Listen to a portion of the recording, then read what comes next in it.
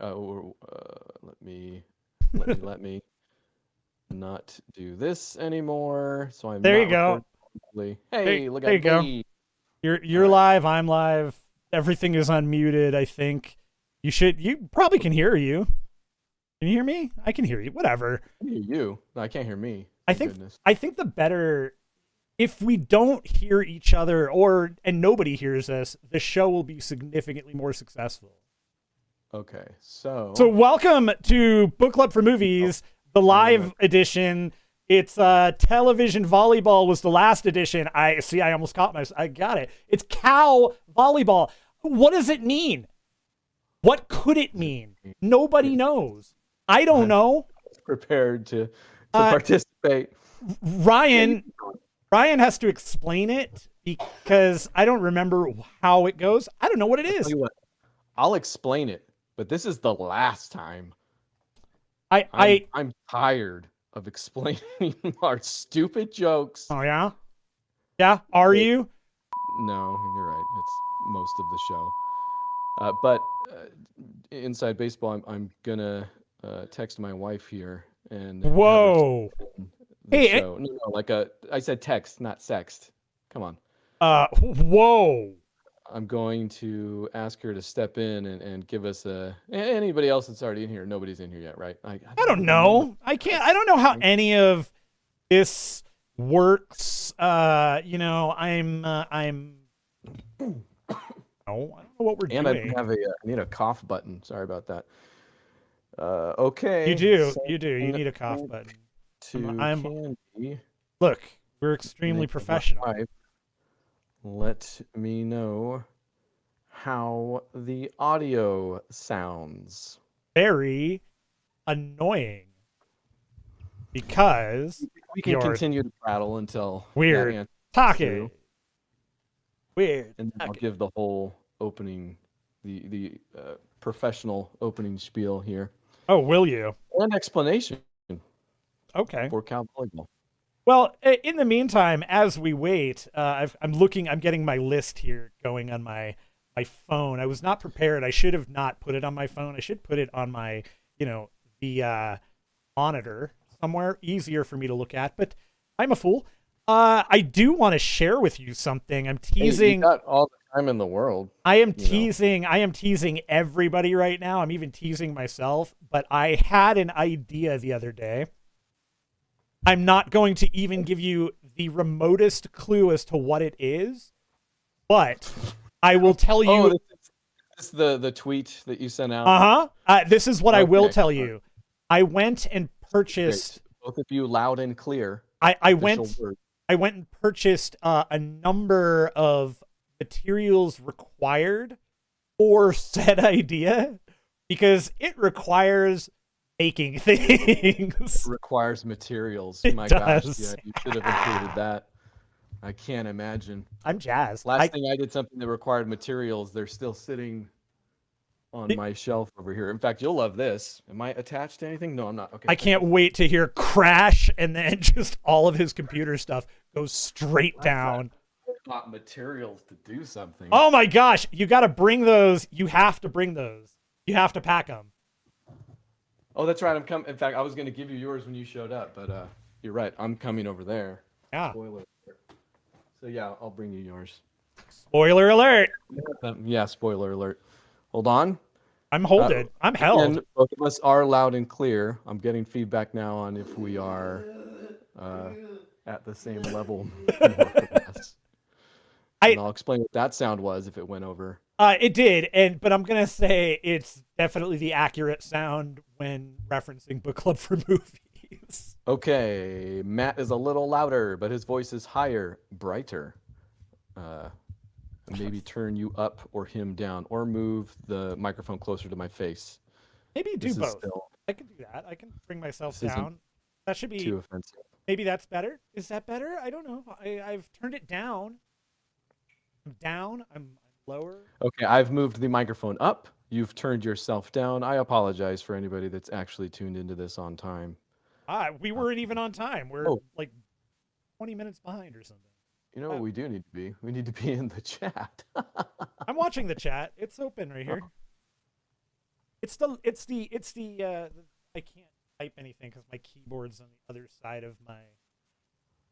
If I could show you, if I could show you what this like nightmare setup that I have looks like, you would understand nothing other than I've chosen poorly in every decision to build.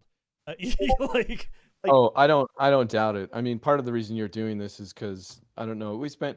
Think of all the time we spent talking about doing live shows and all the time we didn't do them. It's because we would get as far as, okay, now we have to route the audio, and we both would just go, I can't. I this don't. isn't gonna work. I could barely set myself up here, and my lighting is awful tonight. I mean, my lighting Is it? Because I can't tell. It's picking up your green screen well enough. I don't see any splash. Oh, or I'm bleed, just that. I need to figure out a better lighting situation. Like, I'm in a closet basically, and so I don't have I've got light right there and light right there, and it's really ugly light. So it's not helping my complexion. I look terrible right now. I look tired. You look beautiful. Oh. A little bit greasy again. Did you wear the greasy last time? I wear it anytime I stream. Oh, all right. It's kind of your signature, I see. It is. In that the handwriting is eerily similar to what I would imagine your handwriting. Yeah, it's really looks bad. like. Even in my when I was streaming live, like when I was as opposed to now when I'm streaming dead. When you were streaming, yeah. When How I do was you do streaming that? video games, I had my own little icons. I still have them somewhere, and they have my little pink hat on because I wore it every day. Right, I remember. Who did those for you? Actually, do you got a shout out? I don't recall their 10 years name. ago? I believe they were Australian. So, Hmm. and it was on the Shout out to Australia. yeah, it was on the Appreciate Zero it. Hit Points Twitch page when I had them done. I just don't remember what their name was. Oh, getting word back. What about now after our adjustments? The audio sounds. Are you ready? ... 3 little dots. You've made it all work. Just disappears. I hope it's one of those. Yeah, And then I don't hear back from. Look, it's probably fine. Or she was getting ready to check it out and we stopped talking to wait for it right when she was trying to figure out like what we sound like. Yes, I think it's maybe you are sitting back from your mic farther when you lean forward, the same V. All right, so keeping the mic here. Get your V. I think we're going to call it. Why any of this matters, and I hope it doesn't end up on the final mix, but is because this will show up as a podcast later on in the normal feed. It's even got an episode number. We are episode 166 because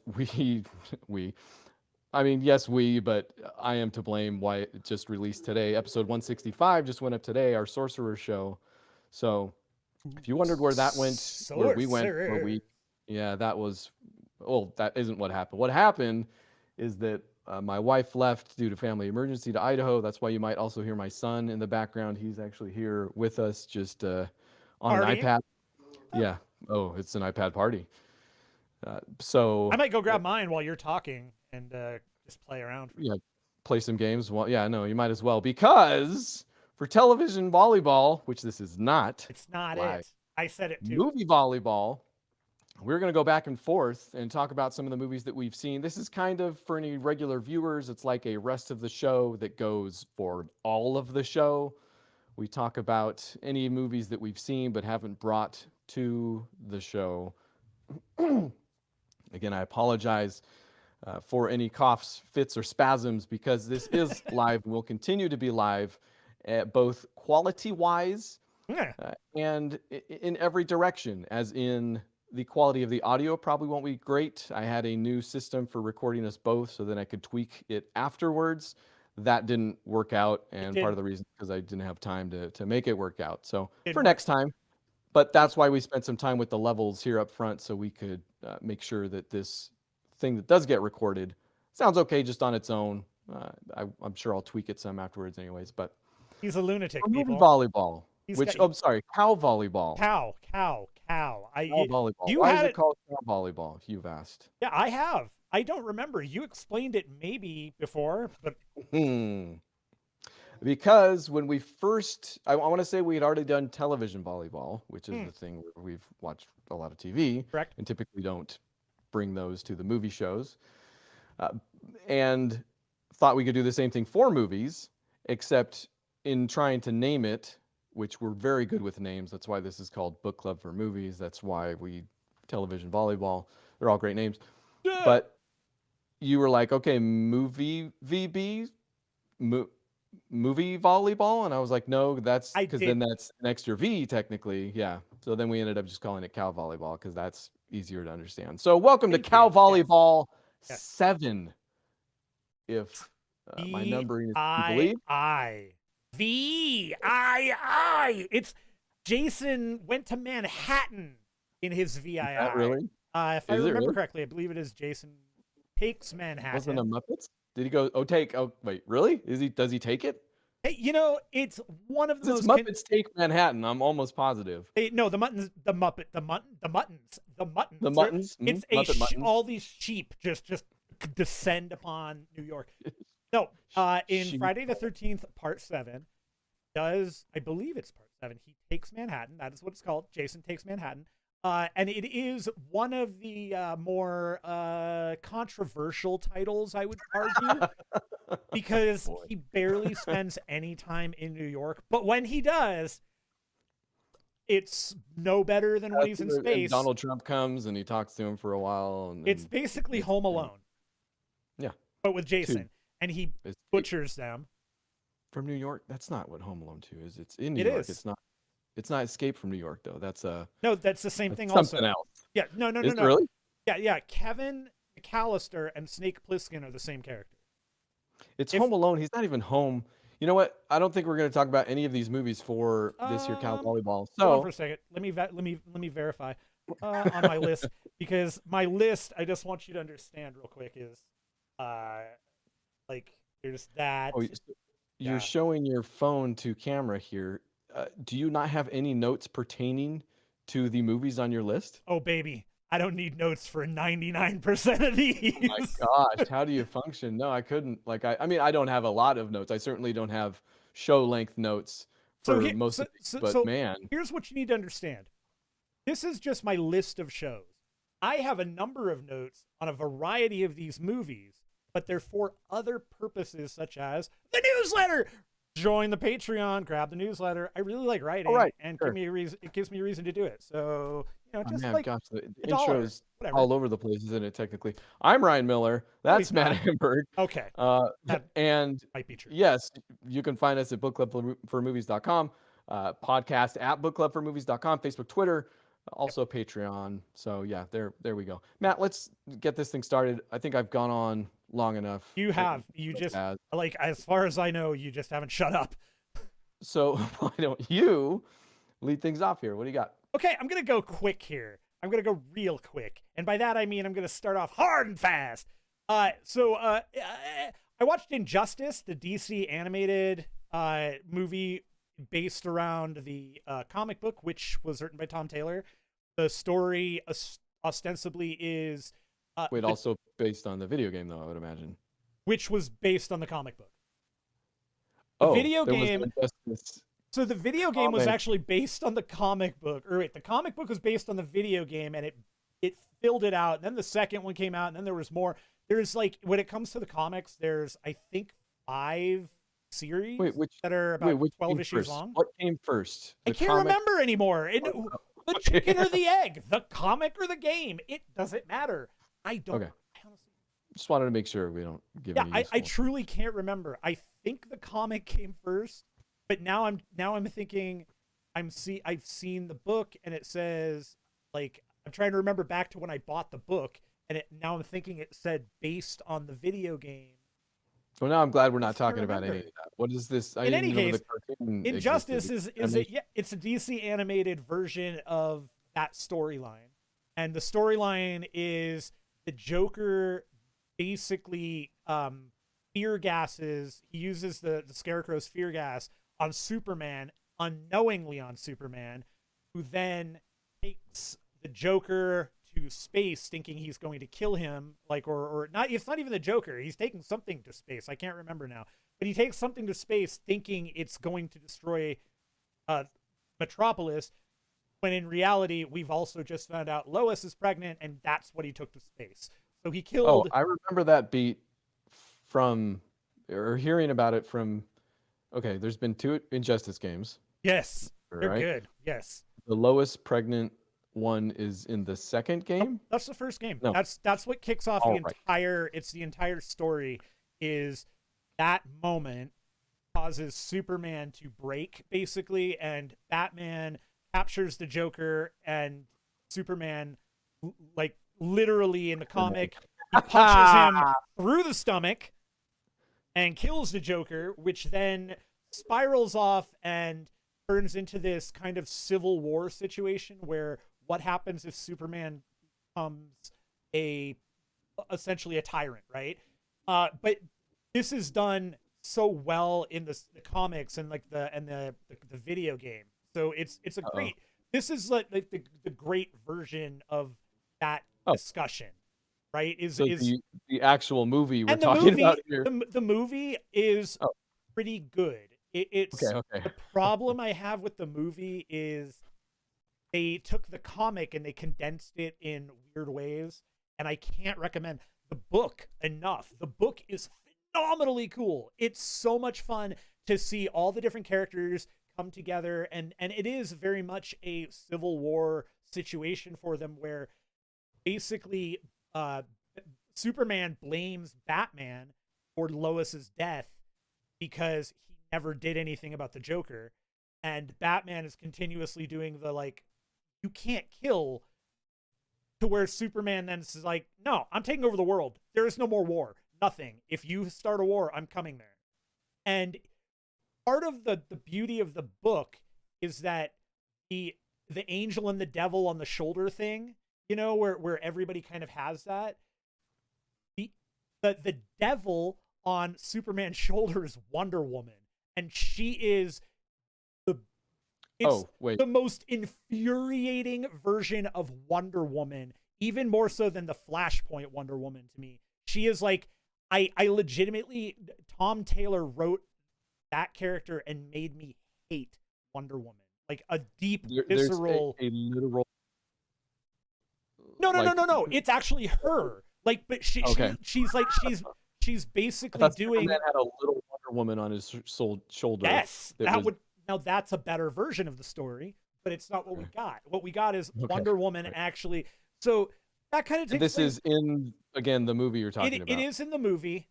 So the movie, not the greatest adaptation of the book. You're saying it's not the greatest adaptation. I want to say that I don't love the animation that they've chosen to kind of go with for these most recent films. The animated one, I'm not loving it. It's just not hitting for me as much as I'd like. The voice cast, pretty good overall, but don't stop casting not Kevin Conroy. If he's alive, cast Kevin Conroy. Just nobody else. Whether he wants to or not. No, it doesn't matter. You just cast him. Call him up and say, "Where are you?" If you are Warner Brothers, you need to treat this as a Disney situation where you capture him and put him in a cage. That's very nice. Let him out every now and again. Walt Ed. Right. In the vault. Yeah. Next to Walt Ed and whatever it is, the Jungle Book that's in there nowadays. So the overall is, I like the adaptation in the cartoon. It's fine. It was disappointing because we've had the comic, we've had the game. What's up, Gray? Hey, there's my son. Did you hear what he said? Or did you just see him? Okay, no. Good. I won't repeat it for the viewers at home. Dang it! Just pretend that he said something. All right, you go ahead and poop, son. Please continue. I have to poop. So, anyways, again, I'm gonna get more awkward when I need to disappear. It's fine. The situation is read the comic, play the game, even or at least watch. Hey, please continue for the viewers at home. I shall return, and when I get back, I will inexplicably be able to respond to what you have said so far. I know you can, because you can hear me as you walk away. He's got his earbuds in. He's got connectivity. Connectivity. Wireless, people. So I guess ultimately what I would say is that watch the movie. You know, if you enjoy the cartoon stuff, like they're fun in general, but read those books. At least the first one. It's such a good version of that story that everybody hates and everybody's tired of. This is the one. It's the best. Superman's the bad guy, and there's really no question behind it. Like it's similar to Civil War in the sense that you have Batman and Superman, and people are absolutely taking sides. You know, like I said, Wonder Woman 100% is on Superman's side, whereas the Bat family, of course, mostly falls to the Bat side. However, part of the great chunk of the story is actually a bit with Damian that is heartbreaking in the way it's done. It's really well done. And it does actually kind of cross into the movie. They do it. It's because the movie is condensed. Again, you don't have quite the depth, but it's still fun. It's still good. So check out the movie if you like those characters. But read the comic for sure. It's by Tom Taylor. It's out there in collected editions. You can find it. It's called Injustice. There's a bunch of different, like I said, I think there's 4 of them. And go and watch at the very least, watch the cinematics for the Injustice game. You can watch because it's a fighting game, so it's like Mortal Kombat where there's a bunch of different endings per character. You don't necessarily need to watch all of them if you're not interested, but watch the ones of Superman and Batman and Wonder Woman, kind of the Trinity. Green Lantern's in there. There's a bunch of Shazam shows up in there. He actually, spoiler alert, Shazam gets friggin' killed, and it just makes me mad. This makes me mad. You don't kill Shazam. Okay. He's immortal. Can you hear me, Matt Amberg? I've never heard anything other than you. And I've gone on perfectly, as you've requested.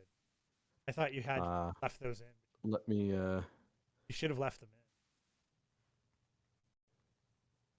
Jeez. So yeah, okay. But you that continue to talk about this DC animated feature. I have not been here. Oh. I am now going to respond to everything you've said, and it will have made sense. This is a little trick I do. Yeah, hit me, Are baby. you ready? One more time. Brittany, it's Brittany, bitch. Well, it sounds like DC Animated has done it again, unfortunately. That's what you took from everything that you got from the beginning of that. Sure. Let's go with it. All right. And there we have the opening volley for Cal Volleyball 7. Matt, I'm coming back at you with something. Hit me. Even less related. And another movie, we have these every now and then, strangely enough, in this show where we talk about all these movies that we don't bring to the mainline show because we are movie fiends. I have one that falls into that category where I think, I'm probably not even going to mention that I saw this. Okay. But now I am, because by the time I watched it, I was like, hey, that's worth watching and mentioning. Oh, good. And it's called... This is a good thing? Wait, a good one? Yeah. Oh, okay. I mean... We're having recommendations. Like I, for some reason, thought this show was like the garbage. I didn't think that. Go. What is it? I'm sorry. Downfall, the case against Boeing. It's a new documentary on the Netflixes. You see, yeah, the thumbnail been pushed at you already? It has, repeatedly.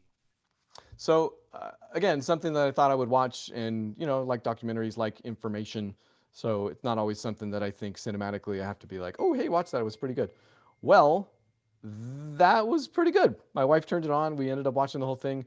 And not only is it presented in a pretty darn beautiful way, in a lot of ways that documentaries are nowadays. I feel like it's gotten easier to get a good looking camera and blur out the background and film some people talking for a while. I mean, hell, that freaking new iPhone, for crying out loud, is gorgeous. Probably does the same thing. Yeah, I'm sure. Yeah, it's ridiculous. Like, I'm seriously considering getting a new phone for filming. Which is to say that I think this is good beyond that. Nice. But also, it's about, and this is how unplugged I am. It's about the Boeing 737 Max, I think is the name of the plane, crashes that took place. I forget now, 4 years back, 5 years, something like that. Did you know about this when it happened? Yeah, I think this was in the news. Yeah, yeah. So I that's feel what I'm saying is that I I guess, feel like this came yeah. up, and part of, I think the only reason I may have actually come across it is strictly because we've had some friends at Boeing, Okay. and I think All right. somebody Yeah. was Well, like, you're right. It was all over the news. I didn't hear a thing about it because I don't pay attention to a lot of that stuff. It takes, in fact, my friend was just texting me the other day. He's like, wow, this stuff going on in Ukraine is crazy, huh? And I had to say, what's going on? So that's how unplugged I can be sometimes, especially lately with everything that's going on and work and stuff like that. you appear But to be a no, didn't little. know about this, so I didn't know how it ended. But the documentary is at its best when it's taking the media at the time to task for just, having to pump something out. So of course, early on, they're pumping out stories about pilot error and stuff like this, which is it Right. wasn't. It was the big corporation, surprisingly enough, and it's then also good for taking the corporation to task, taking Boeing to task, and it does so in a way that's not extremely one-sided, but very understandable. There's a lot about the McDonnell Douglas acquisition and stuff like that, and how even a company as big as Boeing that has bred a company culture that a lot of people were proud of, and it's a documentary. There's still a point of view, and we're only getting so many stories, Right. but makes a pretty decent case for, again, the downfall, like it's called, of Boeing. And at the one hand, it's awesome in the way it takes Boeing to task, but on the other hand, you feel bad for Boeing for a second, and for what happened. Yeah, it's weird, right? That doesn't seem Not good. Don't get nuts, but yeah, Don't get it nuts. tells the story well enough that you do have all of these emotions kind of all at once. And maybe the biggest downside to it is because while I am feeling so great about all this information it's given me, I'm like, man, this almost seems like Boeing's gonna get its comeuppance in the end. Like they're going to get sued in a way that might hurt. They don't. It doesn't, like, they don't even end the show mentioning anything about any civil suits going on. And I might be confused about what was going on because they did have a champion, the first flight, uh, that might have been that, but in the end, it's like they ended up paying some fines or something like that, and it was a drop in the bucket, of course. And the 737 Max is out flying around again. So, if you're looking for a real good payoff, like, hey, the bad guys actually got it this time, it's not all the way that, but there's a lot of good But stuff in there. it gets there a little bit. A little bit. It's worth watching. Check it out. I'll check That's that what I out. got. And I'll try to keep it quick. I know uh, initially I didn't think this would be the 2-hour affair that television volleyball live was, but It could be. I It guess could it go for doesn't as long as matter. it needs to. Right now, I'm trying to figure out why I'm having such a bad. Time? Hey, there's nothing I can do. Yes, also that. I mean, it looks okay, but boy, oh boy, on my side, I'm dropping frames like crazy. Or Well, why? hey, my wife says that it sounds fine. So, That's great. I mean, as long as it sounds fine and it's working, I can't really argue. I guess I'm gonna ignore this until somebody complains. all right. I don't think my wife is continuing to watch. If she is, I'm sure she'll let me know. But at some point during the night, it sounded good. Oh, okay. What you got next, Matt? What do I got next? I don't know what you want after that. I've got so much. I am all over the place. What? Give me an idea. What do you like? What do you want to hear about? You want to hear? Well, as this is a competition, I want you to choose something poor. And I want you to make a bad decision Oh well, I so that I can't can do come out that. on So top. I'm instead going to. Well, now that you've done that, I'm going to just go ahead and bash you over the head with a major hit. Okay. Now this is going to be a big one, but it's going to be short for the amount of things that I'm hitting. Okay. Okay. So I don't know if you're aware of this. This is this could be a exclusive. I, as a movie going public, really enjoy horror movies. Are you familiar? Oh, have you heard of it? Yeah, you've heard this. Okay, especially the greasy ones. But I also love to laugh, Ryan. I love to have a smile on this mug. I love a good laugh. You watched Anna and the Apocalypse again? I should. I haven't, but I should. Dale and Tucker? Dale and it's you're so close. It's Tucker and Dale, but no. So what I wanted to bring up here is that a couple of things have happened over the course of the past few months. Number one, the most recent Scream film was released, and all of the people that I absolutely love and adore and trust with their opinion said it was great. And that just got me super hyped up and excited because I like that series, and I actually had not watched the entire thing from 1 to 5 or whatever it is for a long time. 1 to 4. 5 is the new one, yeah. I think. Yeah. So I hadn't watched the 4th one since it released. I hadn't watched the 3rd one probably pretty closely to that. The 2nd one, definitely the only other one I'd seen in a more recent fashion.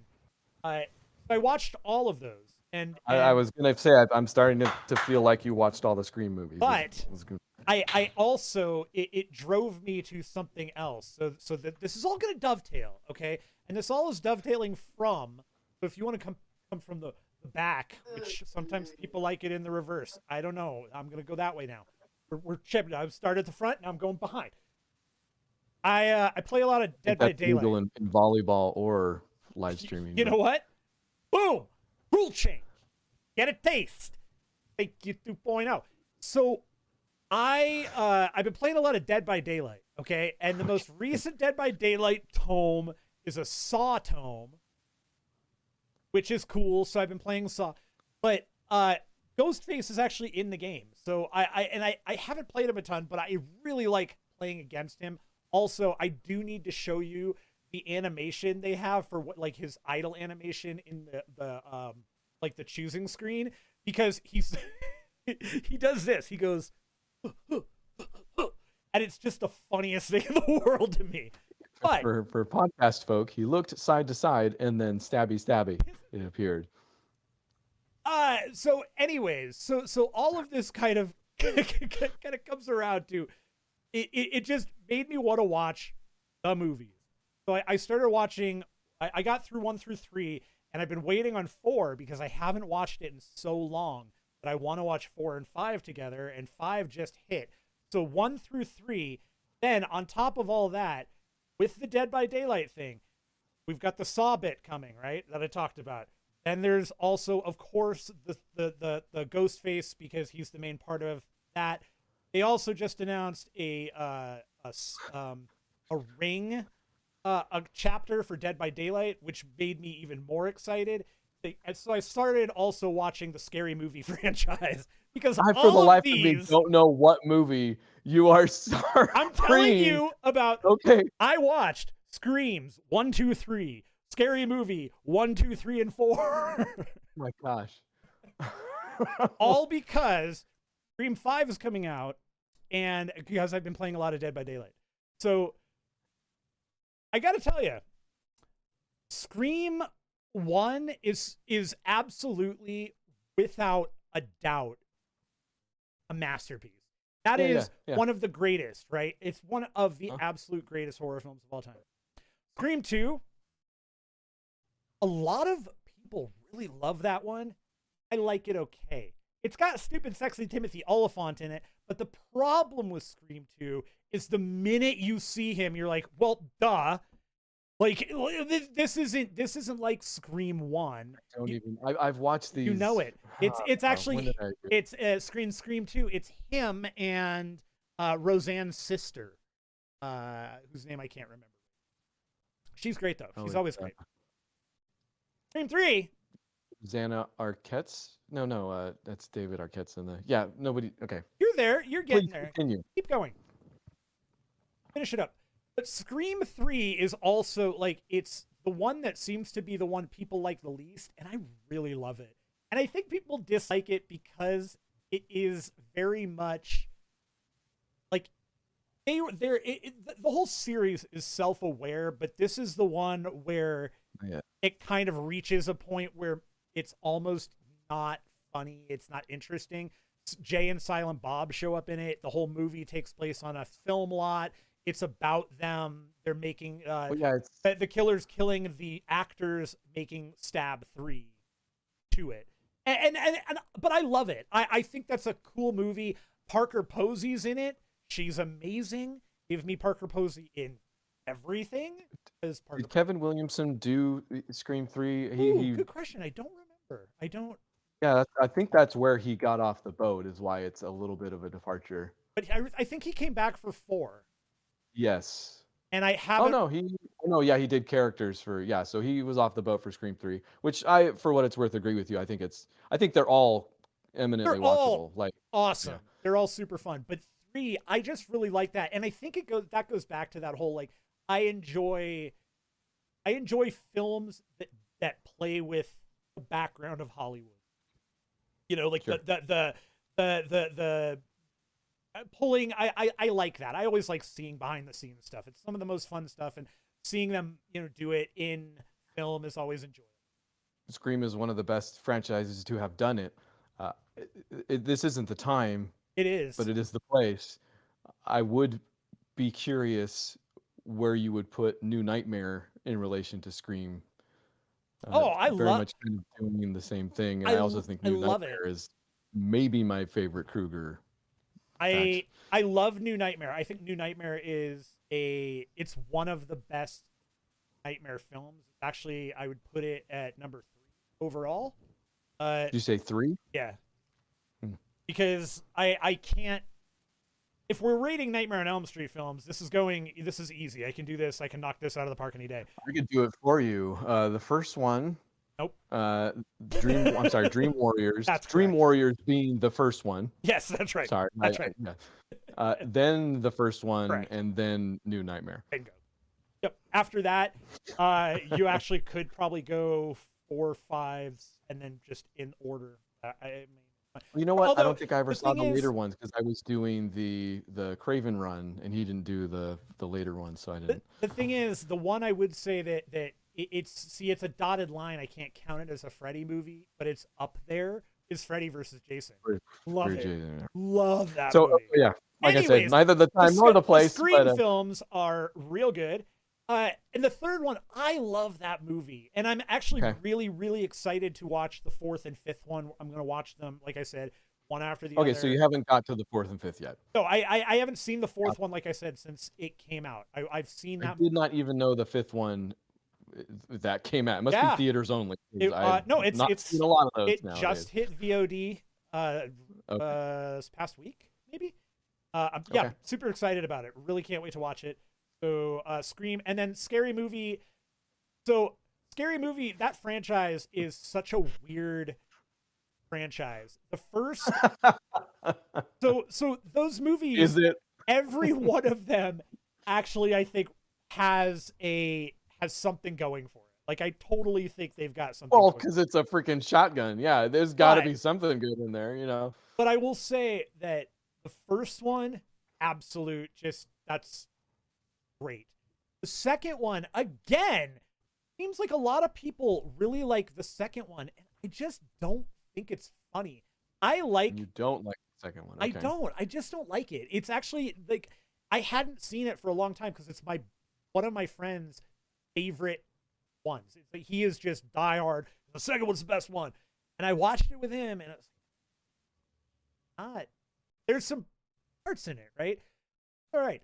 The third one I think is outrageously funny because they go the full I don't know who came up with the concept of melding signs, the Yes, ring, you do.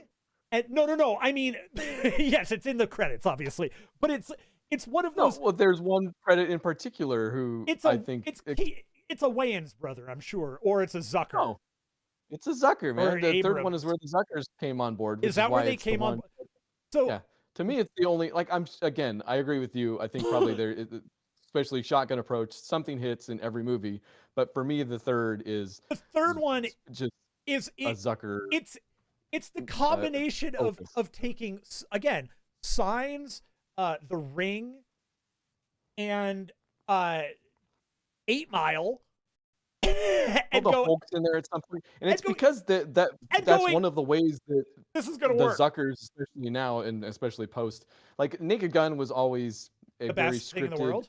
thing. Well, yes, also yes, but I get the feeling that its strength was in a lot of the scripting. I don't know if there was that much riffing on Scary Movie 3. There was. Have you ever watched the deleted scenes for Scary Oh, Movie dude, 3? they're so funny, especially the rap battle Insane. stuff. Yeah. So good. It's Oh so yeah, good. that's But for me, Scary Movie begins and ends with 3, but I guess I don't know that I've gone back.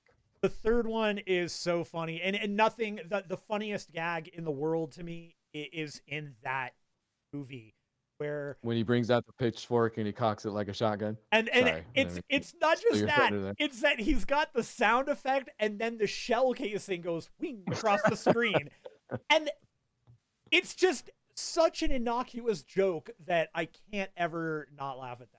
So, There's too many of those. Like I said, most of those seem like just on the spot things. There's another one where Anna Faris is being dragged away by something. I can't even remember what's dragging her away now. And in the process of getting dragged away, she just gets dragged by a necklace and puts the necklace on. And is like, oh, oh, but and it's like, oh no, that's right, I'm getting dragged away.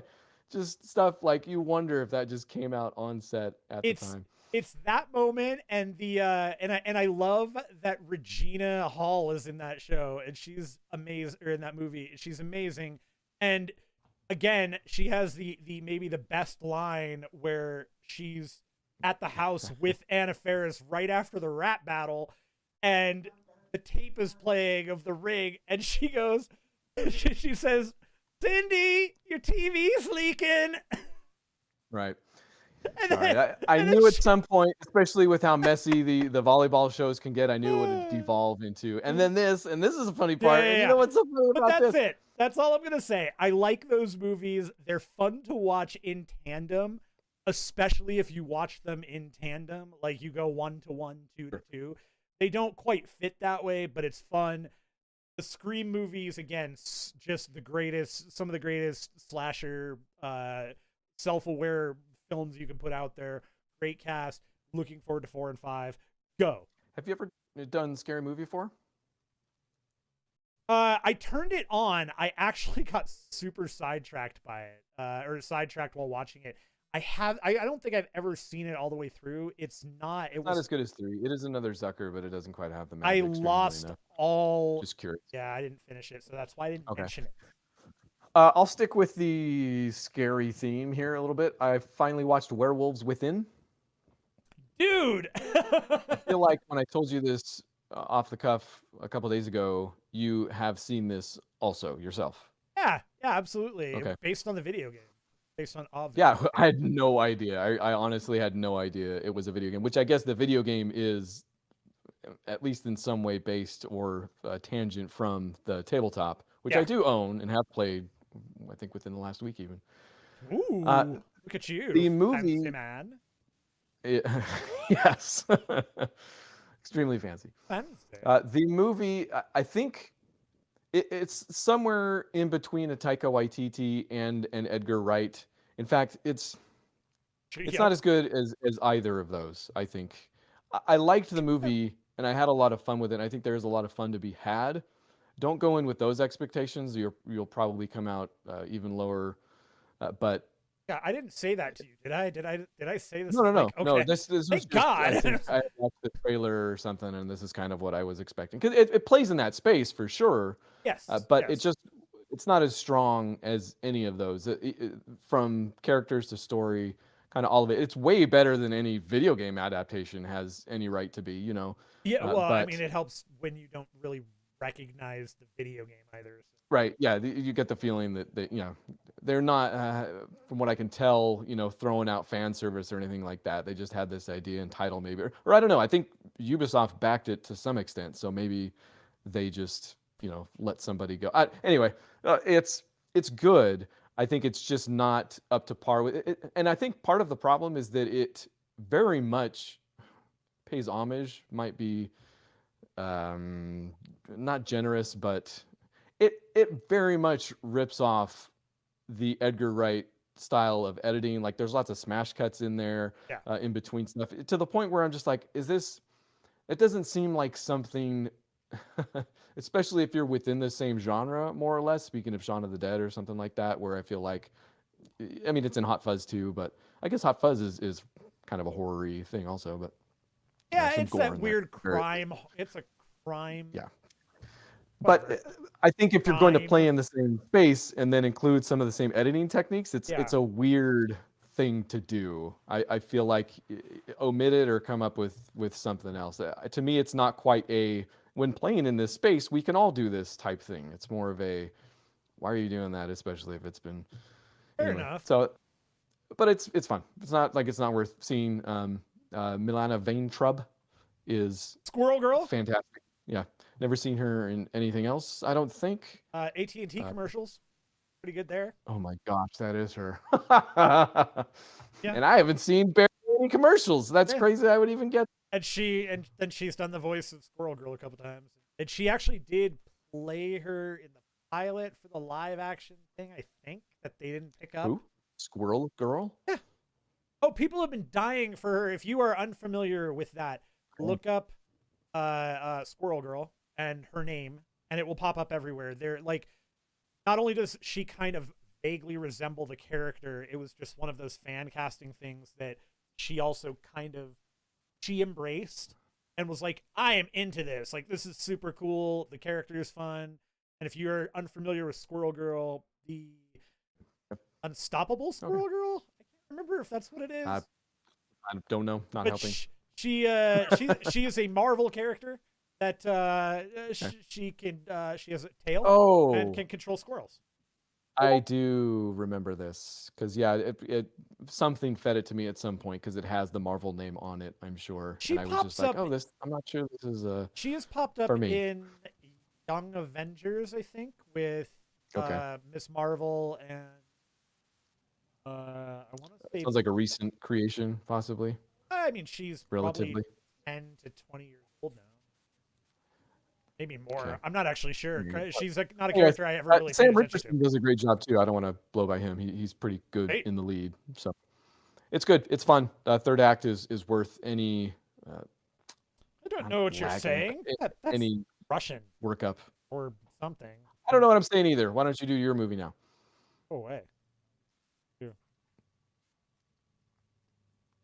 Do that. I need to get to access. Have access. Block that person. Destroy them, Ryan, on the YouTube. Oh, on the chat, we've got hold on. I'll read what this person says. So, I can't read his name. It's Russian.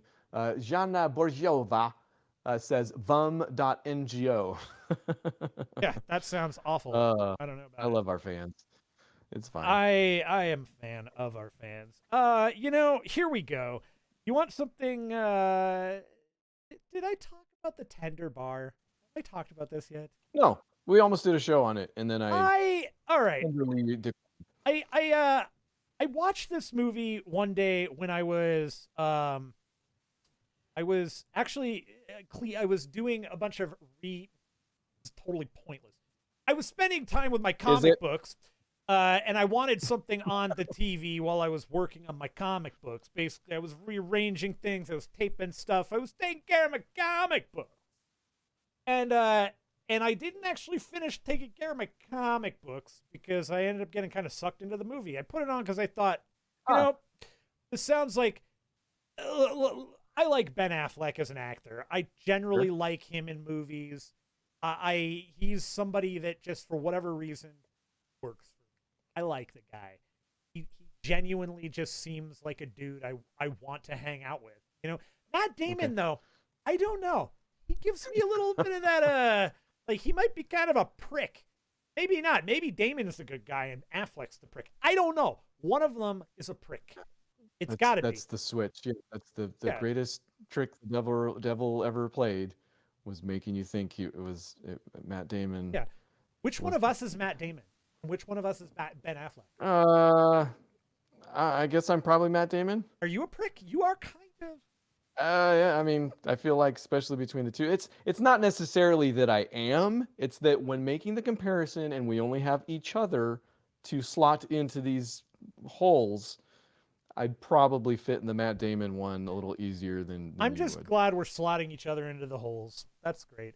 The Tender Bar, it's on Amazon. It's actually a true story or based on a true story. It's an autobiographical tale about this writer who I legitimately, and I feel terrible right now about this aspect. I didn't know who the writer was, and I still don't. But the story was kind of interesting. Uh, because it is about a kid kind of growing up without a father, and his father figure becomes his uncle, who is the owner of this bar. And it's a movie where Affleck is not actually a prick. He's not the bad guy. He's just kind of a good guy trying to get by as a bartender, and happens to have this kid or this nephew who living with him and his mother and a couple of other family members. It's a sweet story, and I think my problem with the movie though is that while it's interesting and it's a snapshot of this writer's life, it's kind of a like as a story, yeah, that's kind of cool, like interesting that this is how you grew up. Who are you? And this is on me because I didn't put a ton of effort into finding out is he a huge author that I should know. I mean, I would tell you, but looking up his name on IMDb, his character's name is Uncle Charlie, is the credit. Yeah, no, no, So, no, but I'm not. But it's not him. It's the writer is the kid. That's who the oh, movie is about. oh well, let me help you out. His character's name is JR, Jr. Great. according to Yeah. IMDb. So He has a name, and there you there's go. a whole thing to it. But I actually did really enjoy the movie. I think it was just one of those things too, though, where at the end of the movie, and this would have been the most interesting part of the show, I think, is talking about how it ended, because in a way, it does just kind of be like, here's my story, and here's where I just don't want to tell you anymore. Okay. I don't mind endings like that. I In don't mind fact, them, and it works here, but it also is a bit of a like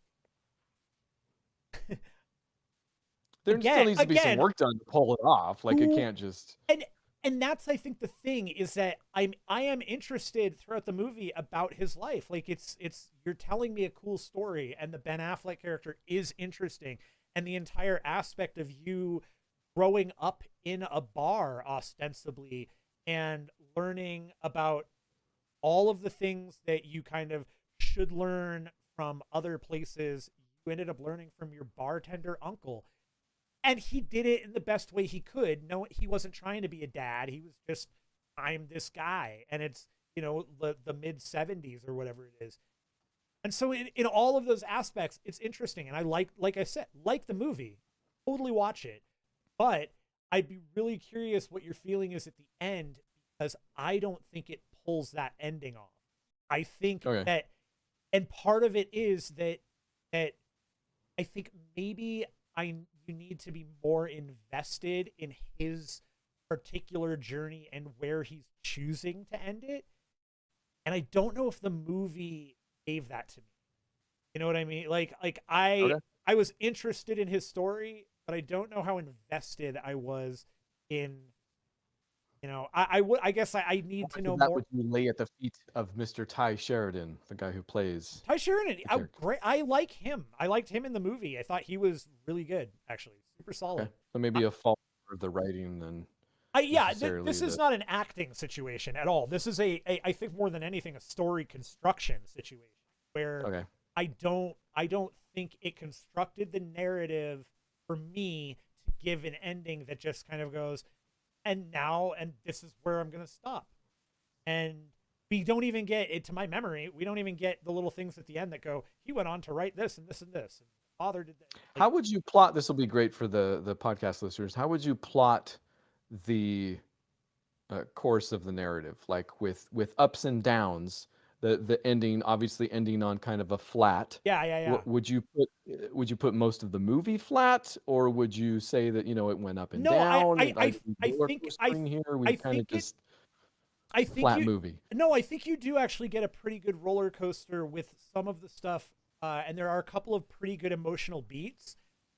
But I would honestly say it is more like you're going like mogul-y than like Mm. big swings, and you don't Ah, get a big swing at the end. And I think there are a couple that are definitely deeper than the rest of the movie, but okay. for a majority of it, it is kind of like a very smooth, flat. You kind of pick up, you know what's coming. The Okay. big, the I big. was just curious because oftentimes, but I mean, But that's again, a hard way to sell kind of a flat ending is if you're not so much. But it sounds like it might be I a little wavy yeah, no, movie that I ends liked it. kind of a flat I totally with. think if look, if you like Ben Affleck, this is a Ben Affleck movie that he's not the star Ah, of. He's not the star, but I like it. I like him. He's very good. Ty Sheridan, very good. It's a fun movie. His okay. mom, very good. It's a solid movie. I think that the acting is good.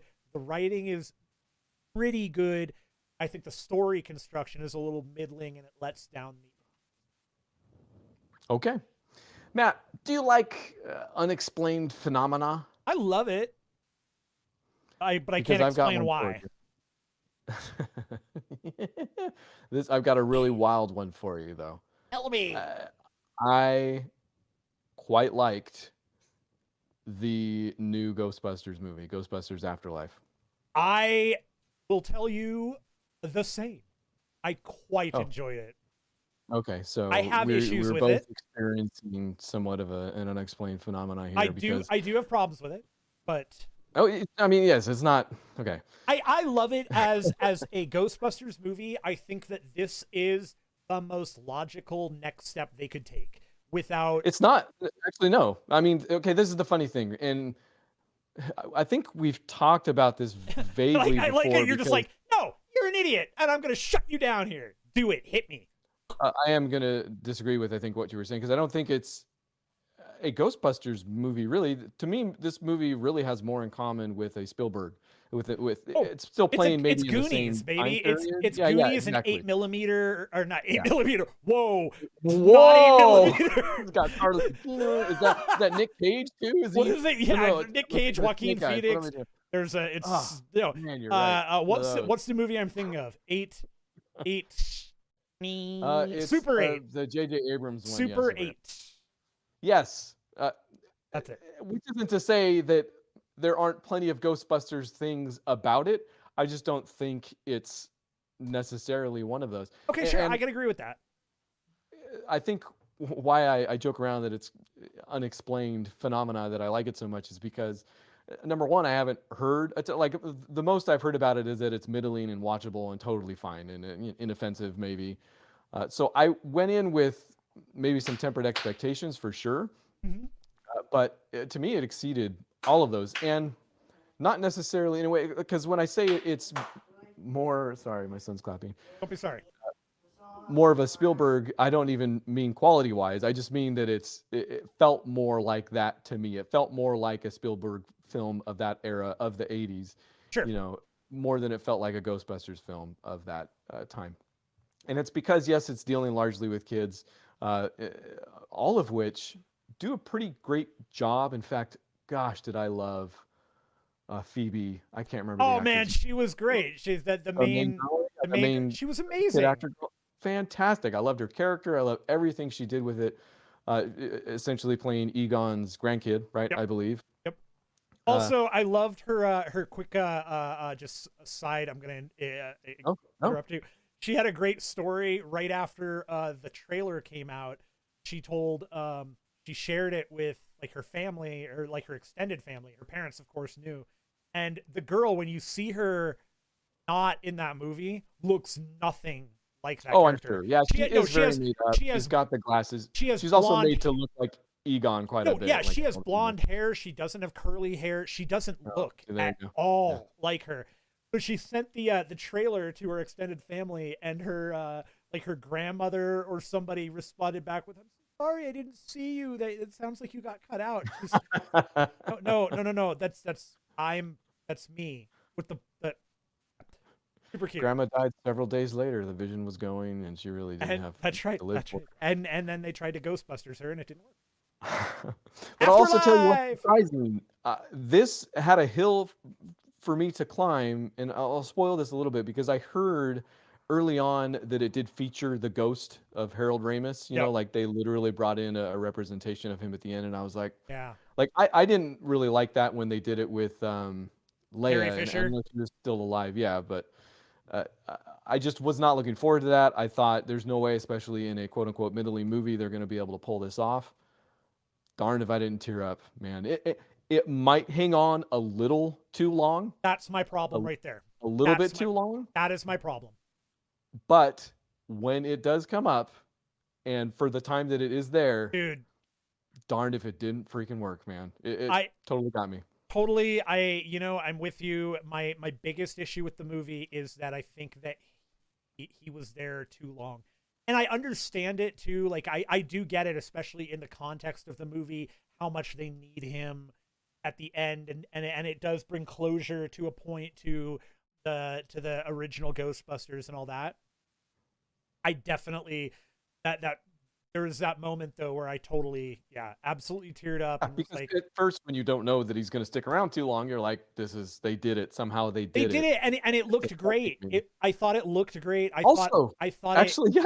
it fit the narrative great too, in terms of course he would come back. Why would he not? There's zero reason as a ghost for him to not come back when every other ghost is coming back. Like it made Right. sense Yeah. narratively there. Also, they do such a good job in the lead up because he's essentially haunting his old workshop. He's Yeah. embodied the light. Like both the mom and I think the grandkid, uh, uh, start their relationship with him through all these kind of inanimate objects that are going back and forth. And I thought that was Yeah. really sweet and also totally worked. Paul Rudd's good. Totally serviceable. And I'm actually really glad that he was that I was glad that he was used in the amount he was, because I love Paul Rudd. I didn't want this to be a Paul Rudd movie. I wanted this to no, no, be and it I totally wanted is this not. to totally Yeah. be Phoebe's movie, and it is. It's absolutely her It, film. and for some reason it worked because he's more or less kind of just the cool teacher, but he inhabits the Rick Moranis role towards the end, Totally. like Totally. literally, Yeah. and that still works. Like Yep. he in the same movie switches over to the nerd, for lack of a better word, and totally pulls that off also. Yeah, so there is a couple cool little fan service things in there too. I like how Yeah, they get huge shout out to Annie Potts. Like, let me say real quick, sure. damn, looking freaking fine still, Annie Oh, Potts. I Woo. was gonna say the same thing for oh gosh dang it, Jay Jonah. What the heck is your real name? Evo Shandor Yeah, shows up. yeah. J.K. It's, Simmons J.K. Simmons, yeah, also looking fine. looking fine. I loved that actually, that we the Evo Shandor thing, all of that stuff. That is absolute fan service back Yeah, to a. because It's a it's single he doesn't do anything. line. He sits in a glass for a while, and then he's alive for like a second before. But it's also Sure, it's a single line reference in Ghostbusters. also, Like yeah, it's like one line where they're talking about I can't even remember it right now. But Shandor shows up. it's something Dan Aykroyd says. Yeah, It is. It's yeah, gotta be absolutely. also. Because Dan Aykroyd, the Crystal Skull vodka master. Yeah, if you're unfamiliar, I get the look it up. criticisms too. I don't want to.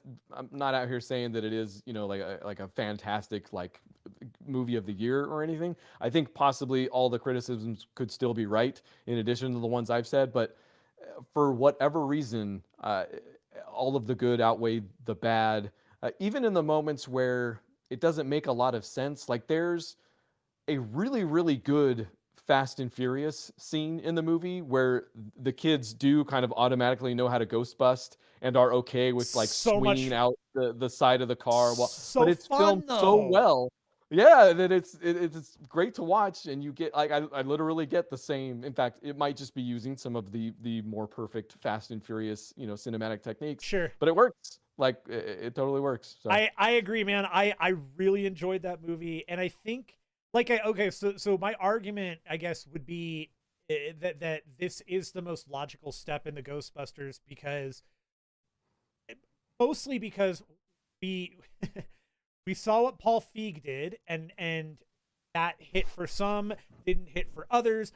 it's fine. It's fine. It's maybe not what Ghostbuster people wanted. I don't know. This was definitely more along the lines of when I think of the Ghostbusters.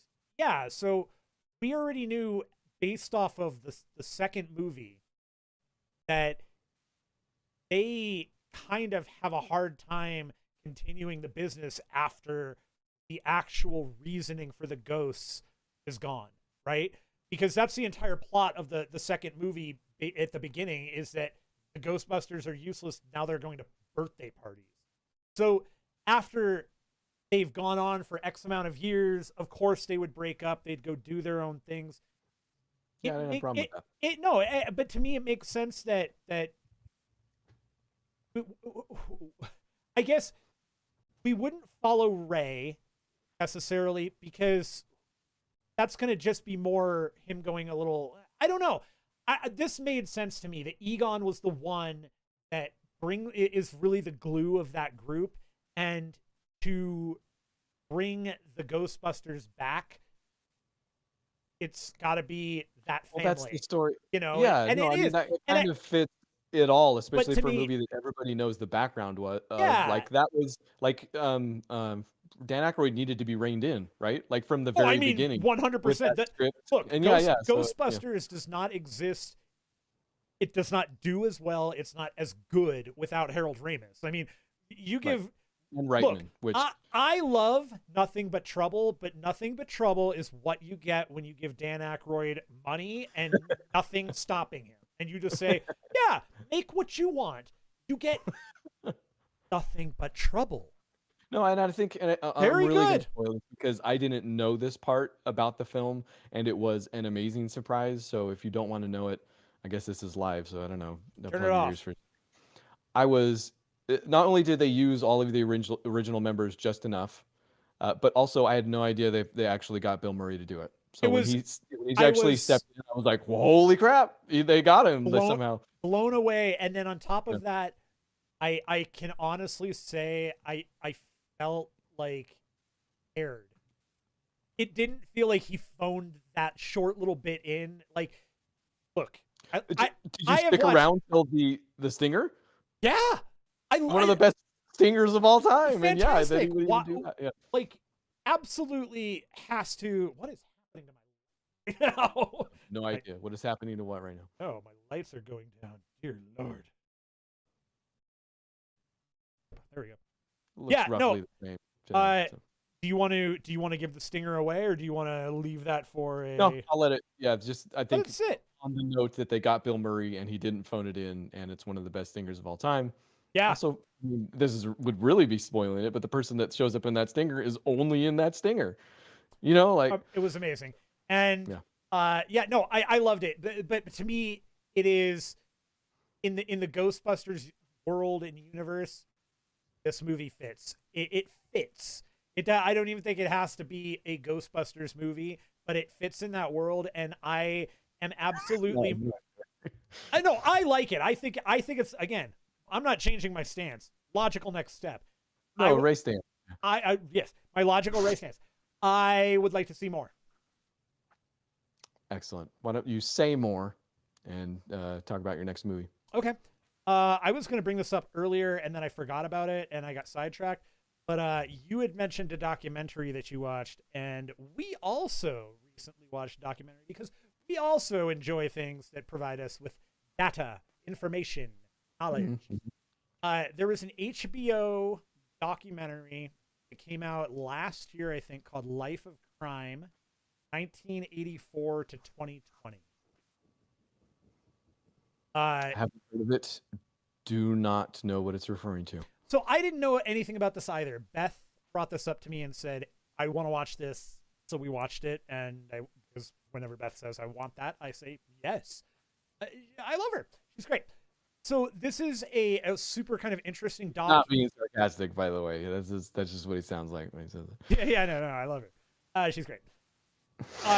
This is an interesting doc in that the guy, it does chronicle 3 different people's lives over the course of those from 84 to 2020, and what basically how they evolve, quote unquote.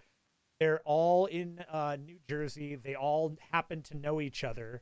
And I think that a lot of this movie, by the way, is accidental. Like, this is definitely one of those, when you talk about this is found in the editing room, this narrative and story that he tells, it's clear, it's concise in what he's telling.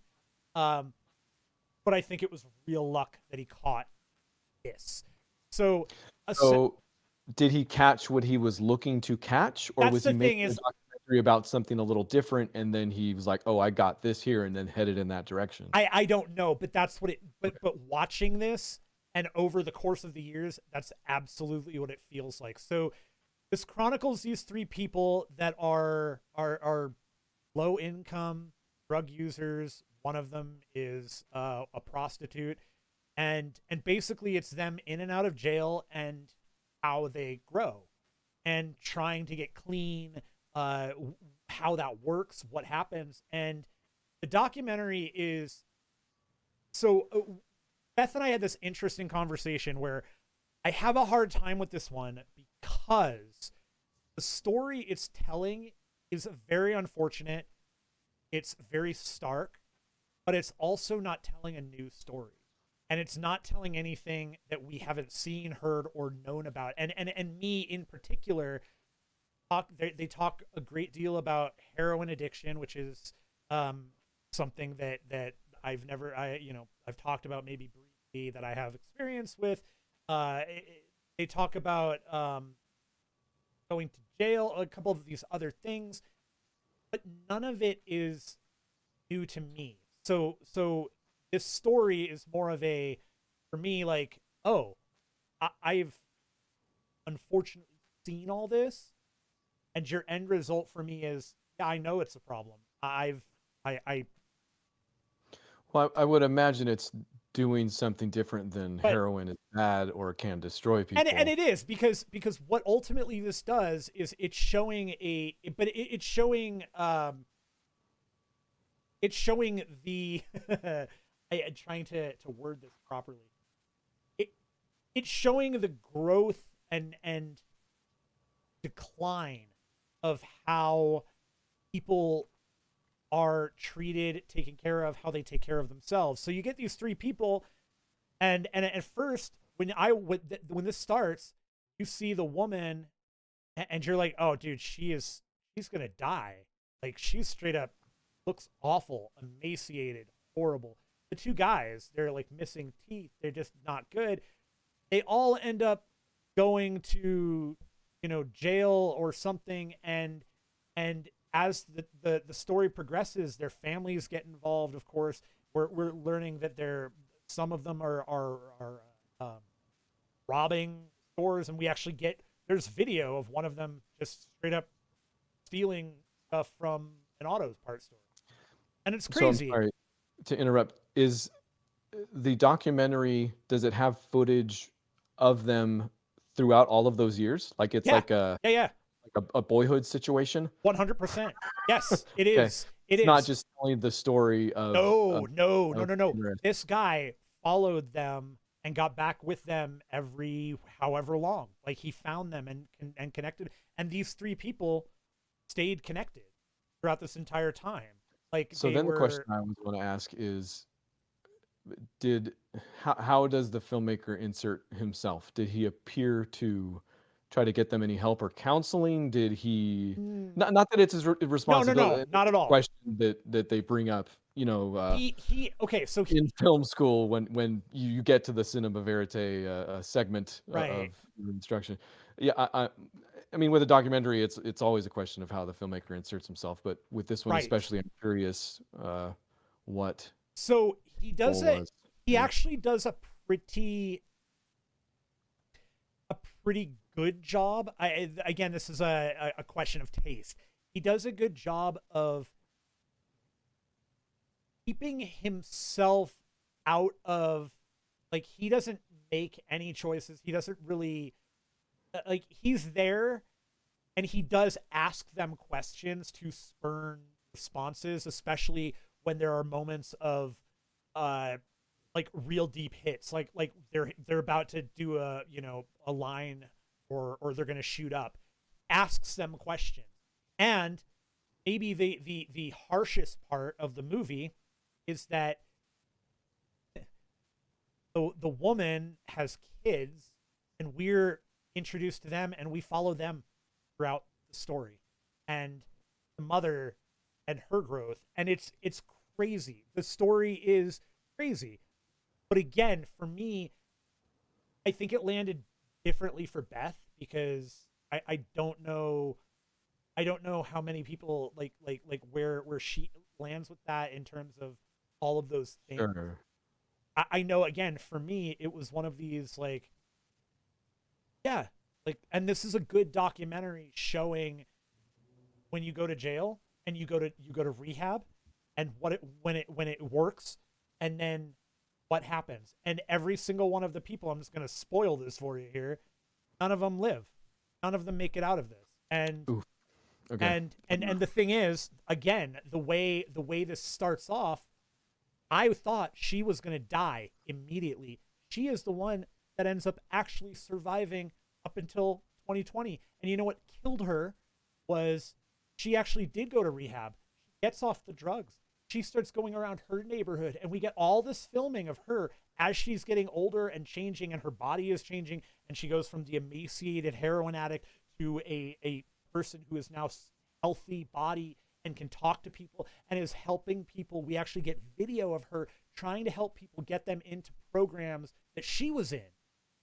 And then COVID hits. And the most heartbreaking thing is that Oh no. we find out that she had nobody to talk to. She couldn't reach out to the people that she needed to talk to. Oh And no. a This is even worse than and I. a $5 bag kills her. And Right. and on top of that, we also get the funeral. We see her kids as adults, and all of it. Like, that's the culmination of this movie, and that is a crazy. It is like, it is worth watching. Life of Crime, 1984 to 2020. It's an HBO documentary. It is heartbreaking, no matter how you look at that. Oh, I It's would hope so. Yeah, I mean, yeah, that is. I Yeah, will I thought do have you were to. gonna say she got COVID and died, and I was gonna be like, oh man, what? No, no, That's no, no. but Significantly worse, right? right, yeah, it's And the worst. Oh, I okay, do want to mention, this is a documentary also that does not um it puts up a couple of warnings, because one of the people, the way he's found is right directly in the video, and it's horrible. It's And if you are, if you don't know what happens when, not only when somebody passes away, but when somebody also ODs, it's going to be maybe some super shocking footage for you. sure, yeah. But it's I mean, crazy good. It's worth the when I say watch. I would hope so, yeah, especially if it's very interesting. My gosh, yeah, that's a lot to think about. I'm glad we shared that in the middle of the show. What might be the middle of the show or the end? Who knows?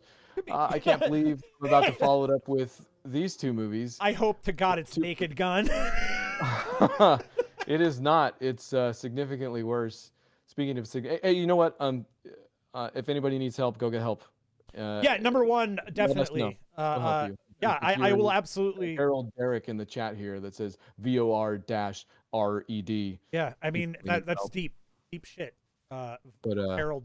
yeah, that's horrible stuff, and it's going to be hard to We're gonna follow we're up no any of we're that. we're bringing it up from here on out. I'm not gonna do any downers. No more. No downers. So Space Jam, then. Uh, I've I've never seen the original Space Jam, and It is they a masterpiece. they made a sequel to it. So I thought if I'm No, gonna have any won't chance won't watch that. of understanding what the sequel is, Oh I yeah, gotta watch this original here. And I uh, love this. we flip it on, and I am no joke in the middle of thinking to myself, I wonder if this holds up when I believe I can fly. I believe I can touch the sky. And It's amazing. it does, basically, is what I'm trying to say. It holds up in that it's a movie about how the Looney Tunes live at the center of the earth. Directed by the man, starring a guy. And Michael Jordan being the man. Yeah, he's which, guy. this is way more about Michael Jordan than I thought it was going to be. I mean, I knew he was in the movie, but it like starts. Dude, it starts with you gotta the watch story of his life.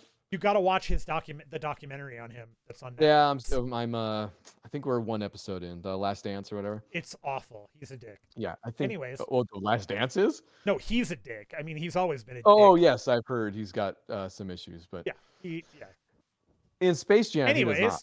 He is Jam. a hero of magnanimous proportions and does a fantastic job saving the world with the help of the Looney Tunes, which.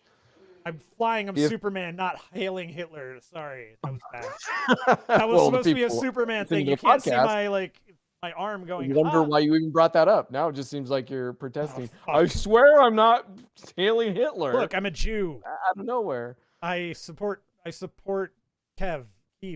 Go Ukraine. Anyways. Okay. Kiev. It's Kiev. You're right. If you're Ukrainian, it's Kiev. Mm-hmm. I've learned this recently. We all have?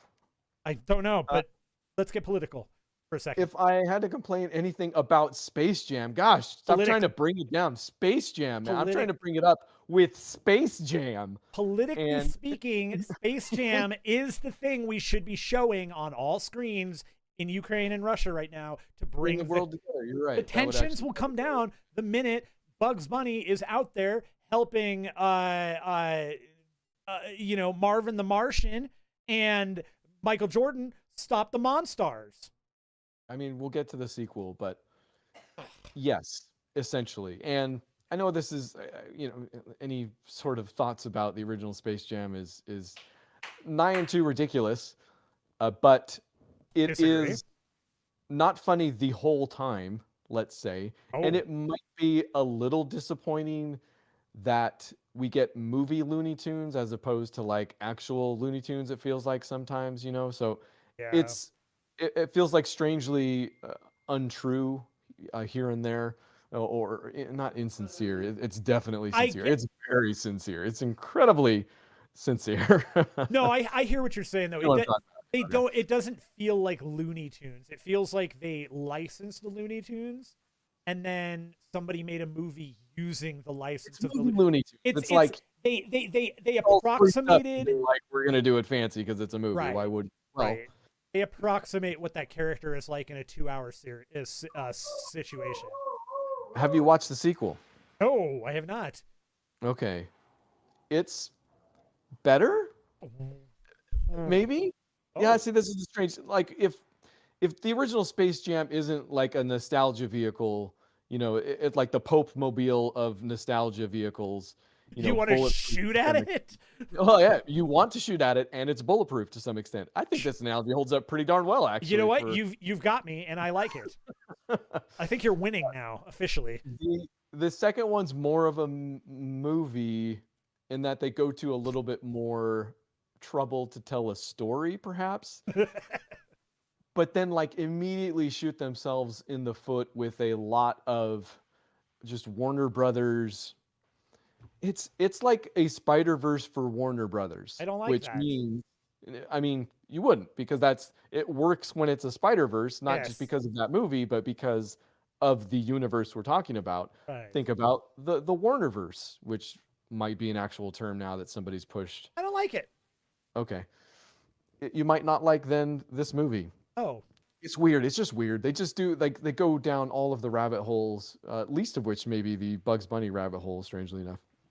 Ah, And good one. Got you. it's it's Same. interesting from the perspective of a multimedia event, kind of again like Spider-Verse was. Like, there are Sure. different forms of animation. There's no good reason for why they switch sometimes between some of them. It But never is. uh, I mean, in Spider-Verse there was. No, okay, I'm sorry. It was I'm done talking about with the perfectly. Yeah, Looney Tunes right. movie, there is never a good explanation. In any other movie, literally, there is a perfectly fine explanation. It's just because it's like Game of Thrones in there. It's also a bunch of properties that are like. Oh, that's right. I Probably forgot because they cared about RoboCop in the 80s, but still, you're like, that's right. I forgot they had they brought in a ton of weird properties for this, right? DC. Yeah, dude. They Yeah. go to Metropolis, I want to say, for a while, because they all they're all different worlds. Like the Looney Tunes don't live at the center of the Earth this time. No Hollow Earth theory or whatever that is. They occupy different worlds, like freaking Lego Dimensions or something like that. Like there's Right. Matrix world. There. Why, you say? Did you ask why? Of course I did. Well, let me tell you. Oh God, there's a Because reason. Oh no. LeBron James' son uh, created his own game, but LeBron is disappointed because he doesn't play real basketball. So Don Cheadle, who is Algae Rhythm, is his name, in the Warner Brothers servers, I don't. sucks them into the computer, and they have to play a basketball game against not Warner properties, but while the Warner properties look, in order to escape. Does that answer your question? Yeah. No. I'll tell you what. Okay. Around the time that Rick and Morty and Grandma, Looney Tunes Grandma, does she even have a name? Does she have a full name? Just Grandma. Tweety Bird's Grandma. Yeah. No. I know. I don't know. I think her name is just Grandma. The girl who Granny. owns Tweety It's Bird. Granny. Granny. I think you're right. Yeah, Granny. And then Speedy Gonzalez, I think, yeah, because Granny is Trinity in the Matrix. Can you hear my son just doing the fart noise in the background? I think it's really filling out the show, honestly. If anybody can hear that, that's what that is. I promise. Uh, I think around the time that, yeah, it's all of them and start, and then Porky Pig starts rapping. Nope. No. Notorious Pig. No.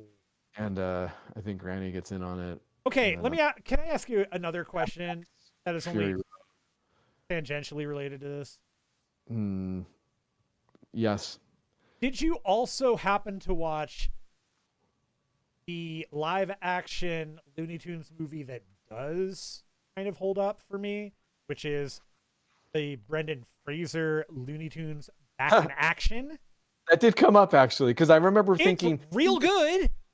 Is it like real good? Like real good, real? Okay, my memory is that was the one that I liked way more than Space Jam. Like, Okay, I did wanna look it actually up because I liked it. okay, because in watching this, I remember thinking, we don't see the Looney Tunes anymore. Like, they just don't make things with Looney Tunes in them, and it's sad because those original cartoons are just The best. all-time classics, and everybody involved is just, you want to see what the next, they're all dead, what the next thing is. R.I.P. Mel Blanc and Frisk Freely. Serious, And, but serious. Who else? Tex Avery. Charles Fleischer. Sure. No, Charles Fleischer is still alive. Oh, there you go. See? You want to see what he does next. But Charles Fleischer is also the guy who did the voice of Roger Rabbit. So he's not the guy from like forever. Which is, that's the thing, though, is if you want to see this, you go watch Roger Rabbit is the thing. Yeah. It's Yeah, whatever. This segment's over. Well, what do you have next? All right. Do you remember a few years ago a movie called Hustlers came out with Jennifer Lopez and Constance Wu? And I remember this like vividly showing up. It seemed like the trailer for it was everywhere. Like I don't remember not seeing the trailer for this. You don't remember this movie at all? Not at all. Not the Okay. trailer. So Not there was a New York Times article that came out written by a woman named Jessica Pressler, and it was called The Hustlers at Scores. Scores is a strip club in New York. The movie is ostensibly about a group of dancers and a new woman coming in, getting taken under the wing of kind of the head of the dancers, like the most experienced one, played by Jennifer Lopez, Constance Wu being the new girl, and them figuring out that they can. Jennifer Lopez. Yeah, Jennifer Lopez. Okay. J-Lo. Right. The J-Lo. And Constance Wu. Delightful character. I feel actor. like you should be saying Jennifer Lawrence, and it's. It's not. Weird. It's J-Lo. Okay. It's Jennifer Lopez. You're not the one making the mistake here. I'm not. I never have been. But ostensibly these they figure out that they can drug some of their they can drug their some of the guys that are interested in watching them dance, and they might be interested in going to, say, a hotel with them and having a couple drinks and partying. So they basically get these guys hammered at a bar, they dose them, then they get them to spend a ton of money, and they steal a whole bunch of money from them. And this was a thing that is like a real life situation that occurred through a bunch of dancers at Scores. And this woman wrote an article about it, and the movie we watched it on Hulu. Amazing. Like I totally get people that were like, this movie is maybe. Do you remember the movie Out of Sight? Steven Soderbergh, George Clooney. Never seen it, but yeah, I know way too much about it. Yeah. Okay, that is far and away Jennifer Lopez's best movie. Like, zero question. I'll fight anybody. I know people that say that's far and away Soderbergh's best movie somehow. I don't agree with that. But yeah. It's a good one. I like it. Clooney's cool in it too. It's a good flick. We should watch it. We can do a show on it if you want. It's a good one. This is easily J-Lo's second best movie. Like, she better than you're gonna maybe pull those up. Better than Geely, better than Made in Manhattan. Yeah. Better than I knew two more than I thought I was gonna know. Actually. Yeah, no, I'm really proud of you. But yes, better than all of those. I don't know what that says. I'm just saying that memorability is a word. Wise. You got Out of Sight, and then Hustlers. This movie is it's really good. She does a good job playing the mentor, the one who's kind of driving the situation. Constance Wu, I love her, man. Seeing her in movies, like just seeing her in general, she's real great. And I wanted to point out also real quick that my maybe the most novel part of the movie is Wei Chin Ho pops up as Constance Wu's mother, and she was the leader of the Hand in the Daredevil series. She was a Madame Gao.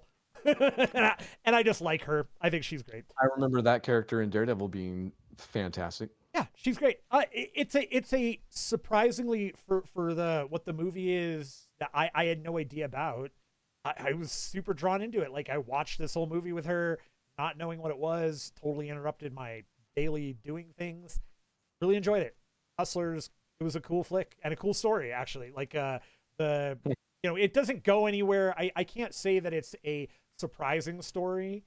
Again, similar to the last thing. but I was interested in it. I really enjoyed the movie. Constance Wu was Again, great. movies dealing with heroin and Kind dance of. drama. You're like, been there. Yeah, done Understand. that. Hi. Who do you think started Coyote Ugly?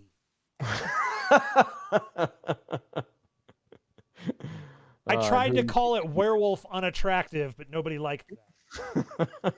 So, yeah. Wow, I have no good follow-ups really. I love back to back the movies that we choose and what they say about each other. I also watched Ron's Gone Wrong. What? Yep, that's what I figured. What is that? It's a Disney animated, not a Pixar. Oh, It's garbage? no, it's not No, that no, no, bad. no, no, no. Not at all. Galifianakis plays the main robot and is the main source of the humor and did make me laugh a few times. The story is kind of Mitchell's versus the Machines, except not Dude, as good. that movie's so So cool. it's excellent. Yes. So on I the can't one believe hand, that got between these nominated, two, by the way. That was so novel that got nominated for an Academy oh, Award. didn't know. Yeah. What category are they? Best animated Oh, picture or whatever. so not quite breaking out or whatever, but I guess No, I don't know not where that no. argument stands. I know Toy Story 3, that was a I mean, I still think Up probably should have been a Best Picture winner, but whatever. and Toy Story 3 also would have Yeah. been fun by me. But that's why we don't talk about those probably. Ron's It's Gone Wrong is funny enough, and it's in a strange way glad that movies with this message are proliferating. Ah, You know, even if it is a little, it's not derivative because it's Mitchell's versus the Machines didn't invent it either. It just perfected maybe the storytelling of it. sure. You know, this is also a bit more on the nose. Like it's literally a device, and there are literally issues. So you're confused. I realize that I don't synopsize the movies as well or as often as you do that I'm talking about, but it's about a robot that's basically Dude, a we device should. that kids have that's kind of a do all, know all thing. Yeah, So the kids are abusing it in the way that they might abuse their phones and whatnot, and society is worse off for it. So it does find things with that story, and again, things that I should also probably be glad are said outright, as opposed to with nuance, like a Mitchell's versus the Machines again. okay. Sure. So all of that stuff is good, and it's good for it being that, but it just isn't as good of a movie or a great Basically, movie. so basically, watch Mitchell's and the Machines Definitely, versus before Machines. you watch this, absolutely. You can watch this if you want to giggle at some things and watch Galifianakis do Kid Galifianakis for a bit. Sure. I love me a good Kid Galifianakis, I guess. Why not? That should be part of his brand, as far as I'm concerned. Child Fanakis. Just a toddler with a beard, is what I see. That's how I grew up. So I was born with it. Yeah, what do you want me to follow this up with? I don't have. I have two more. What are we looking at? 15 minutes until the 2-hour mark. Oh, So you want this you want I got you. All right, you know what? All right, here we go. I'm gonna throw this one at you. I'm gonna All throw right. this one at you. Okay. You throw it at me while I silence the noise. You don't worry about it. Don't worry. Don't worry about Sorry. it. Don't worry about it. It's fine. No, I'm serious. Don't worry about it. I can still hear you when I step away. Just So don't- really, the podcast viewing public are getting the premium experience here. Whereas watch me disappear and watch you talk to an empty screen might be a little confused. I don't know. No, my favorite part about it though is that I get to assume you walk away and your eyes are basically rolling out of your head about whatever idiocy I'm saying. So, okay. And that's why I have to leave. Is that what you're saying? Yes. Okay. I am now going to talk about a movie that is beyond dumb, Oh, great. beyond stupid, possibly not good, but a movie nevertheless that Beth had never seen before, and I got to tell you, again, inspired by playing video games, which is something I've heard Ryan tries to do, but I don't know that he does it a lot. But Oh, don't even get me started. I yeah, literally, I don't know if I even play them anymore. I mean, I yeah, play very specific ones to make very specific content now, yeah. but I don't know if that's a I don't know. I don't know. anyway. Yeah, I've been playing a lot of Doom Eternal, which, by the way, I'm so close to the end, and I'm at a heart where I'm stuck, and I'm infuriated by it. I have made every bad choice in this level to have no extra lives, and I am not doing well. Anywho, because I've been playing Wait, Doom, extra lives. Oh, that was yeah, in the 2006, huh? You actually had lives. yeah, you do that in Eternal too. Same thing. You can collect them. Uh, so it made me want to watch the Doom movies. Doom and Doom, whatever the Blood. crap. I don't remember even what it's called and subtitled on Netflix. It's whatever garbage. Number one, I forgot there was a second one, but number two, There is. dang it. I've been looking forward to watching the Doom movie. Hi, there's my daughter also. I have two Ah, kids. She's taking the other kid. So now I yeah. have no excuse. Now when I leave, I really will be leaving just to roll my eyes. So no, I've been the Doom movie has been on my list because I want to show it to my daughter, but I think I need to edit some things out of it, so it's one of those edity. Maybe some swears. Yeah, that might be all, but It's still, pretty much that's why it. I watched it. So I wanted to participate with you in this Oh, discussion. no. You definitely should watch it, and we should participate. It's Tell me so about the other one then. Actually, so all I'm gonna say about the first Doom though is that okay. Beth had never seen it.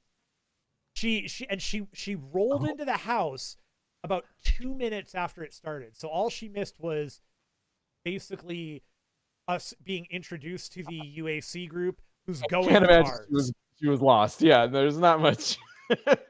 No, You could tune in halfway and be like, I think I get so it. she walks she comes down, she goes, "What you watching?" And I go, "Oh, Doom." And she goes, "I don't think I've ever seen that." Well, Yeah, why would you? I guess I'll knit now. So she sits down and knit and ends up watching this movie with me. And at the end of the movie, she goes, "Yeah, I'd never seen that before. That was pretty fun. Okay. Totally enjoyed it." Like she was like, "Yeah, that was silly." Here's the thing about the first Doom. I live for the end of movie comments from Beth, by the way. Those are They're always just, that was garbage. I I love the first Doom because for as silly and as totally wrong as they got it, which I think I've already mentioned actually on the podcast, it's still fun. It's lots of practical effects. The little bits of gore that are in there are solid. It's fun. The sequel definitely grasps onto the more along the lines of what Doom should be, and also simultaneously manages to Resident Evil itself. Like I don't know. in a bad way. Though. Yeah, no. There's no such thing as a good. Granted, there's only like a 1% way that's Yeah, good movie, and me and you disagree on that. I think because I kind of like the first Resident Evil movie, and none of the others by a wide margin. well, which by the way, unrelated though, I do, or I guess actually related. Welcome to Raccoon County, the most recent one. Super enjoyed it. It's not good. Is that an animated or live action? No, it's live action, and they actually went the full nine. Like this is they go into the police station, the mansion, all of that All W.S. happens. Anderson? No. Okay. This is like hilarious. Okay, this is hilarious though. They do like there's a number of bits that are pulled from the games directly. The first zombie, for example, in the very first game that we see that has the head turn and all that shows up in this movie. The dogs are like this is way closer to the games. Awful. I loved it. Bad, but I loved it. Really enjoyed it actually. Like, Okay. All right. totally. So I Don't know that it's looked worth at watching, but I liked it. movie now. Number one, they went with the subtitle Annihilation, even though Yes. that the Earth has been salted on that subtitle. So that's pretty brave, Yep. right there. First of all, Yeah. and second of all, judging by just the poster, Yes. looks a bit more doomy than It than is. the other one. It's way more along the lines, like even right at the beginning with like some of the codes, like the cards and stuff they use. They're transferring the body, or like they're using teleportation. So like it's fine. It's stupid. It's again, it's about as good as you'd expect from a movie called Doom Annihilation. It follows suit actually with Mortal Kombat Annihilation. Not Yeah, great. that's what salted. Yeah. Oh, Yeah. oh, really? No, Wait, no, no, no, no. I mean, again, it's way more watchable than Annihilation is, I was gonna and say this and isn't. arguably more watchable than the original. No, it's not. It's not. No. Hey, But it's no, but it's I just fine. this at the risk of this turning into movie Olympics, which Yes, do it. insist is a thing. Did you know there's a 2005 Doom movie? Yeah, it's the one with The Rock and Oh, Carl this Urban. is. Oh, you're right. Oh, that's strange. Why? There's like a separate entry for it on IMDb. There's like two. That's sorry. Okay. So I did know, and haha, burn. And we just talked about it. Wow, imagine that. Okay, fascinating. Big hits.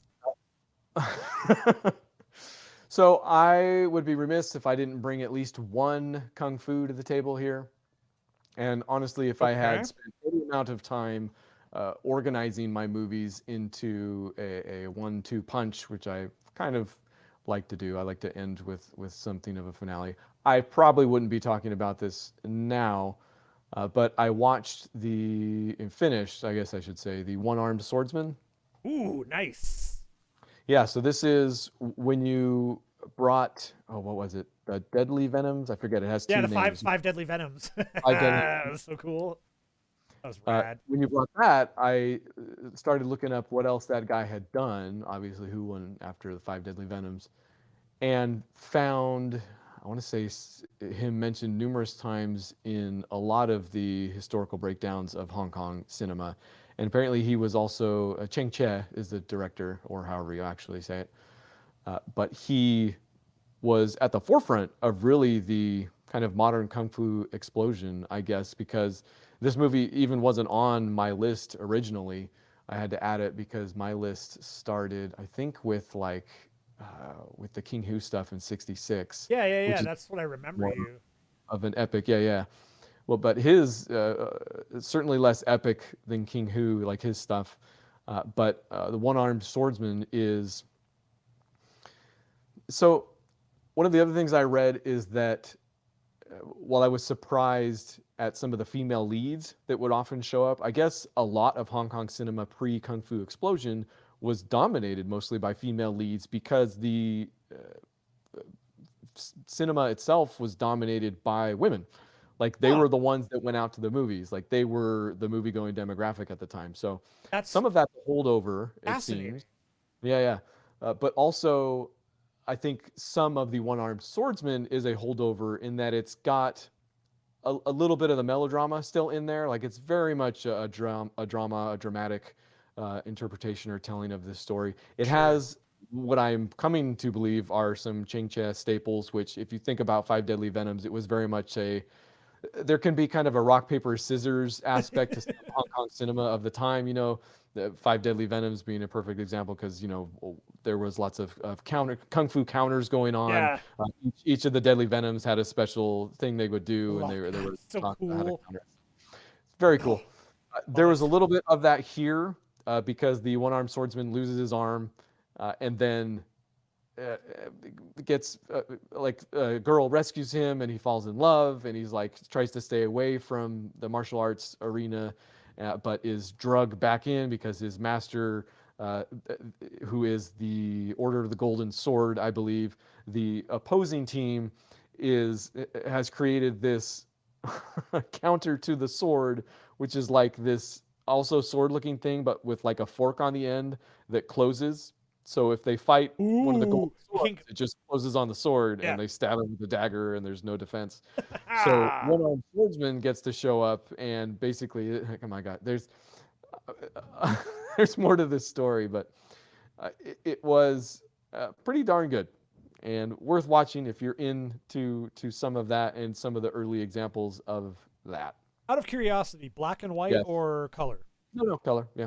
Now, Have you watched? Because of course the one-armed swordsman.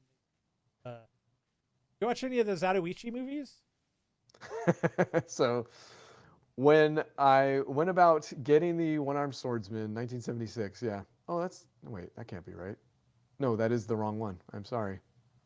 So the one-armed swordsman has been made and remade, and there's actually many, many, many. Like it became quite the franchise to the point Sure. where it started crossing over with other franchises, most notably Zatoichi, the blind samurai. The blind swordsman. Oh, is it just blind swordsman? I think it might just be blind. Yeah. Maybe right. So I downloaded the first Zatoichi because I want to watch the crossover that happens later. So I haven't watched it yet, but yeah. Oh, dude, I'll watch. We could do a show on that. Zatoichi's top stuff. Huge fan. Okay, cool. Yeah, love those shows. Love those movies. Yeah, one-armed swordsman versus 9 killers, one-armed executioner. That might actually be a different one. One-armed hero. Lots of one-armed knockoffs as well. One-armed boxer, straight up. Yeah, good stuff. Oh wait, that might actually be. Nope, it's not.